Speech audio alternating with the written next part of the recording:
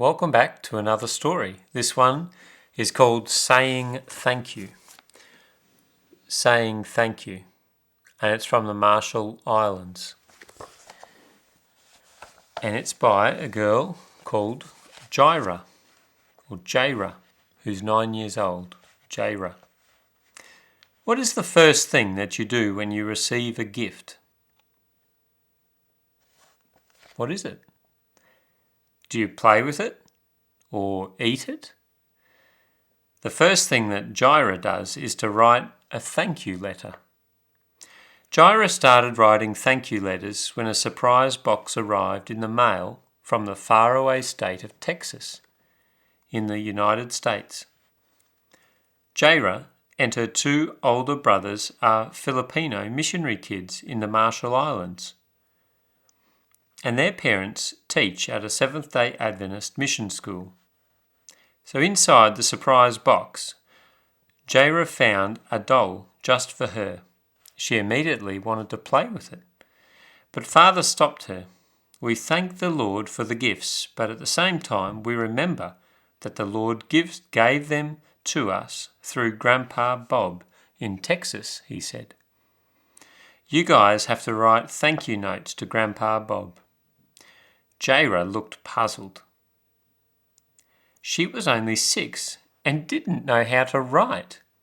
How do I do that? She asked. How do I write? Just think about how you want to say thank you, Father said. Jaira thought carefully. She looked over at her oldest brother, Rajan, who was already writing a letter on a piece of paper. He was 13, and it was easy for him to write a thank you letter for the toy car that he had received. She looked at her other brother, Jehurian, and he was 8 and also already writing something about the toy car that he had received. What could she write? Suddenly her eyes lit up. She turned to Father sitting on the couch. I can draw a picture, she said. That's a good idea, Father said.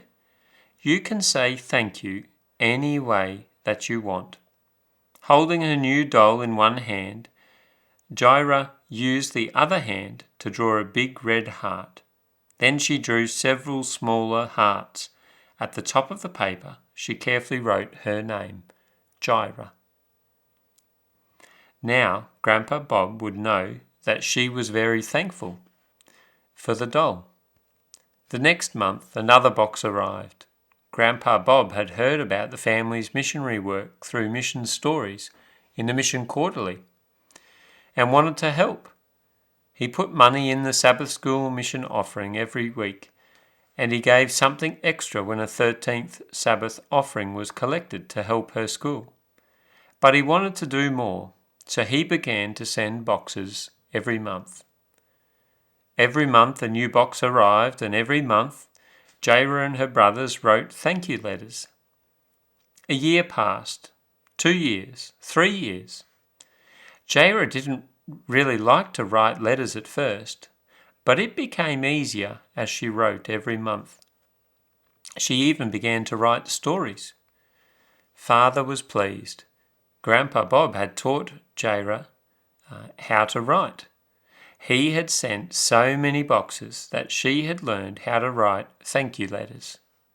Father thanked God for his big blessings. Thank you for your Sabbath School mission offerings that help missionaries like Jaira's family spread the good news that Jesus is coming soon. Thank you for being like Grandpa Bob and giving a little extra for mission work. I hope you've enjoyed that story. Wasn't that nice that she was able to say thank you when she received a gift? Maybe you could learn to do that more as well. Well, we'll see you next week in another story. Bye-bye.